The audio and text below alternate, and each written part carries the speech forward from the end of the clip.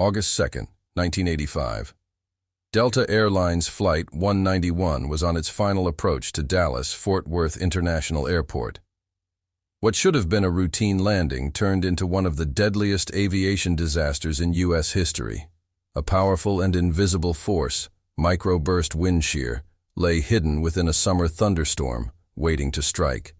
In these final moments, we'll step into the cockpit to witness firsthand the crew's struggle against nature's fury and the critical seconds that sealed their fate. We got a 191 heavy, reduced speed 170, turn left 270. The approach begins smoothly, but ATC's instructions hint at the complex air traffic around Dallas-Fort Worth International Airport. Delta 191 Heavy refers to the aircraft's weight class, indicating a large jet. The controller instructs them to slow to 170 knots and turn left to a heading of 270 degrees, guiding them into position for landing. A routine descent, or so it seems. Roger. Got a 191 heavy, reduce your speed to 160, please. Be glad to. Another speed reduction, now to 160 knots.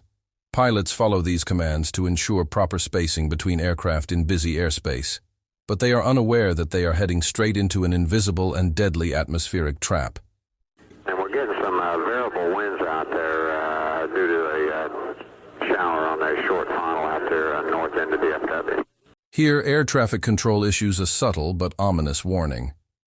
Variable winds may sound minor, but in aviation, inconsistent wind speeds and directions can mean the difference between a smooth landing and catastrophe. A shower may not sound threatening, but what lurks inside could be deadly. The forecast for that day predicted scattered thunderstorms with moderate winds, but what the pilots are encountering is far worse, an intense and unpredictable storm cell forming right over the airport. What they don't know yet is that within this storm, a microburst, a violent, downward burst of wind, may be waiting. These invisible forces have brought down aircraft before, and without detection technology, the crew has no way of knowing if they're flying into a death trap. Delta 191 heavy out here in the rain, feels good. Delta 191 heavy, Eagle Tower 17 left, clear to land, wind 090 at 5, gust 15. The captain makes a casual remark about the rain, unaware that it's far more dangerous than it seems. Rain alone is not an issue for a commercial jet, but in severe storms, heavy precipitation can mask powerful wind shifts. ATC clears them to land with a wind report of 090 at 5 knots, gusting to 15 knots, a moderate headwind on approach. But the reality in the storm is different. The winds are far stronger and shifting rapidly, setting up a deadly sequence of events. Meanwhile, the crew completes the landing checklist. 3 green means the landing gear is fully extended and locked. This routine confirmation is normally reassuring, but in a few moments, landing gear position will be the least of their concerns.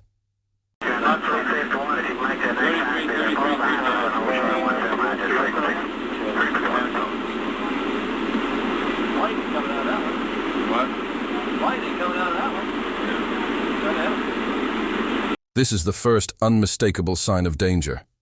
Lightning bolts dance in the clouds ahead, striking as close as a few miles from the aircraft, flashing every few seconds. This is a clear indicator that the storm is intensifying.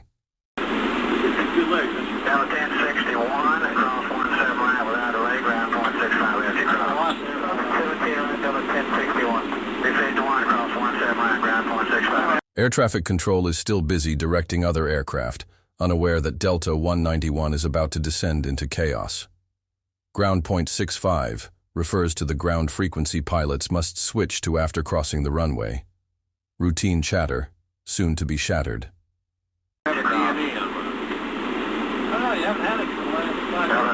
Here is where the captain and first officer allude to a critical equipment issue, which adds to the tension.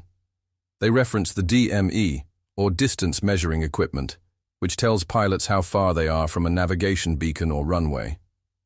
The captain's unit isn't working, making it harder to track their exact distance. A small inconvenience in normal conditions, but in a storm, this is an issue. 63 and American 619, cross 17 right, ground 0.65 empty cross.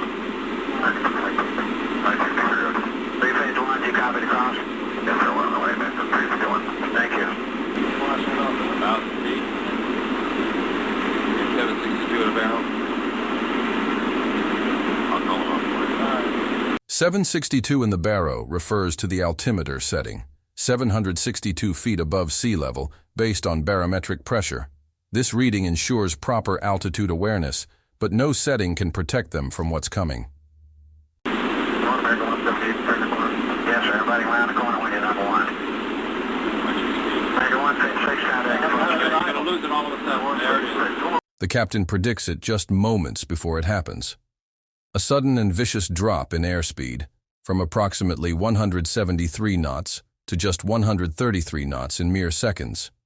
This is the signature of a microburst, an intense downdraft, and a force strong enough to drive even the largest planes into the ground. Push it up.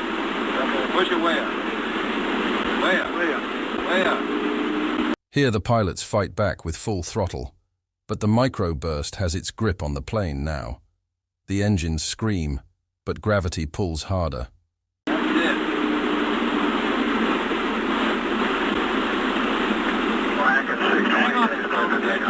The captain's expletive captures the sheer desperation.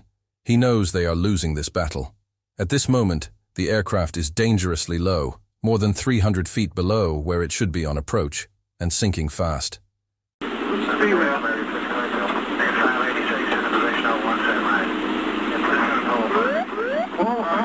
VREF is the reference landing speed, crucial for a safe touchdown.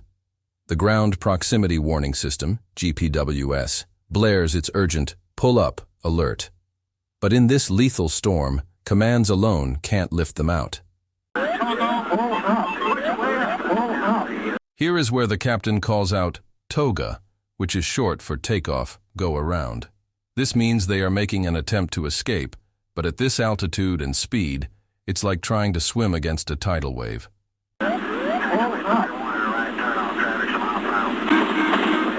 This is the moment the unimaginable happens.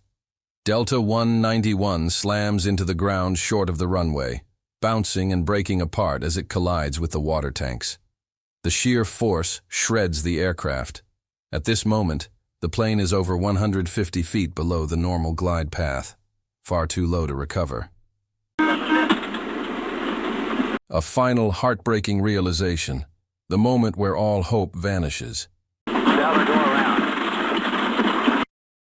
ATC, still unaware of the catastrophe unfolding just outside, instructs a go-around. But for Delta 191, there will be no second chance. Nobody is to land at the airport. We've had a crash. Everybody go around.